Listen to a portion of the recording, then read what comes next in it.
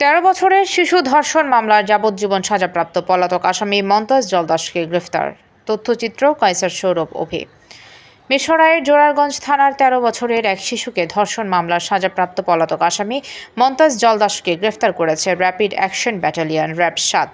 রোববার 16 জুন ভোর 5:30টার দিকে কুমিল্লা জেলার লাঙ্গলকোট থানার দোলখার বাজার এলাকায় অভিযান চালিয়ে তাকে গ্রেফতার করা হয়। মমতাজ জলদাস জোরারগঞ্জ থানার ইসলামপুর গ্রামের নেপাল জলদাসের ছেলে।